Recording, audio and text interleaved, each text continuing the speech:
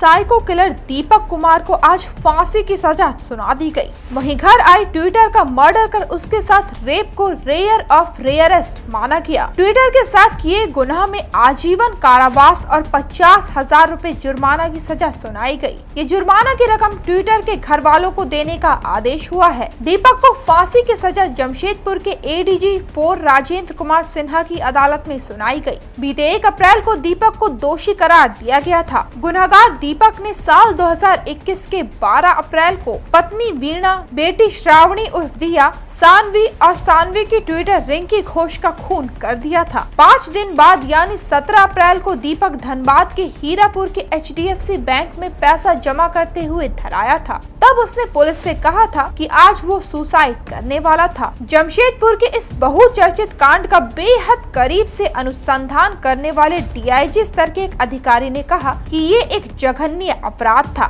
दीपक एक psycho killer था। Murder करने से पहले उसने कुछ वेब सीरीज, पाताल लोक, सीरियल किलर और असुर देखी थी। दीपक का घर जमशेदपुर के कदमा थाना क्षेत्र के तिस्ता रोड में क्वार्टर नंबर 97/99 में था। उसके टारगेट में परिवार के अलावा 2 अन्य लोग भी थे। DIG ने अतीत में गोते लगाते हुए याद कर बताया कि उस रोज दिन का उजाला था। भरी दोपहर में चिलचिलाती धूप मोहल्ले में सन्नाटा पसार रखी थी। तब उसकी पत्नी और दोनों बेटी घर में मौजूद थी। दीपक वेब सीरीज देख खून करने का पूरा तरीका सीख लिया था। पाताल लोक के किरदार हथौड़ा त्यागी को उसने अपना गुरु माना। घर में घुसते ही उसने पत्नी और दोनों बेटी के सिर में दनादन हथौड़ा से कई वार कर उन्हें लहूलुहान कर बेहोश कर दिया। इसके बाद तकिया से गला घोंट सबको मौत के घाट उतार दिया। उसी वक्त छोटी बेटी सानवी की ट्विटर रिंकी की एंट्री घर में हुई। ट्विटर ने घर के अंदर पड़ी तीनों डेड बॉडी को देख लिया। इसी वजह से उसे भी नहीं छोड़ा। हैवानियत की हद ये थी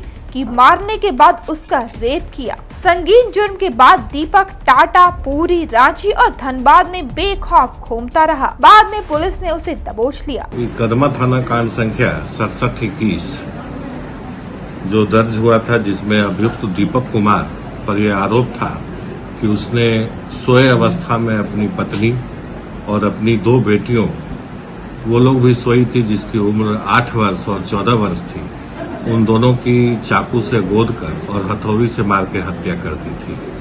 साथ ही उसकी छोटी बेटी की जो ट्यूटर थी, जो कि पढ़ाने आई थी, उसके साथ उसने बलात्कार किया और उसकी भी हत्या करके उसके शव को बॉक्स पलंग के अंदर छिपा दिया था। इस केस में 25 गवाहों की गवाही हुई थी और दीपक कुमार को 302 हत्या, बलात्कार और चोरी के आरोप में दोषी किया गया था। आज सजा के बिंदु पर सुनवाई हुई और ADG 4 के न्यायालय ने रेयरेस्ट ऑफ रेयर का मामला पाया और 302 भादवी के अंतर्गत दीपक कुमार को मृत्यु दंड की सजा दी गई। साथ ही जो ट्विटर के साथ बलात्कार किया गया था, उसमें उसको आजीवन कारावास की सजा और 50,000 रुपये जुर्माना दी गई, जो जुर्माना उस पीड़ित ट्विटर के माता पिता को दी जाएगी।